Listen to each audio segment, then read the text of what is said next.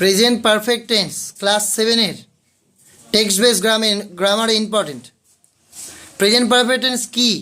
কোনো কাজ শেষ হয়েছে অথচ তার ফল এখনও বর্তমান, এইরূপ বোঝালে তাকে প্রেজেন্ট পারফেক্ট টেন্স বলে। কাজটা হয়ে গেছে কিন্তু ফলটা এখনও বাকি, তার প্রভাবটা এখনও রয়েছে।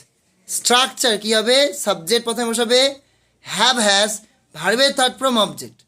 আর তোমাদের দেওয়া অপশানগুলোর উপরই আমি করছি।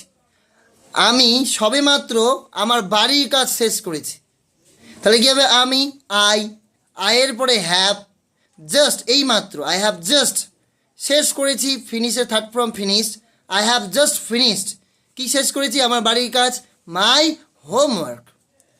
নিতিন একটা জোরে চিৎকার শুনতে পেরেছে, তাহলে নিতিন হ্যাজ হার্ড, নিতিন শুনতে পেরেছে। আ লাউড স্ক্রিম, একটা জোরে চিৎকার। অধিনায়ক দলকে জয়ের দিকে নিয়ে গেছেন, অধিনায়ক দ্য ক্যাপ্টেন হ্যাজ কী করেছিলেন? লিডের থেকে let, the captain has led the team to victory, কোথায়? জয়ের দিকে নিয়ে গেছে। আরও কিছু এক্সাম্পল, সে বইটি নিয়েছে, he has taken the book, সে সবেমাত্র স্কুল থেকে এসেছে, he has just come from school.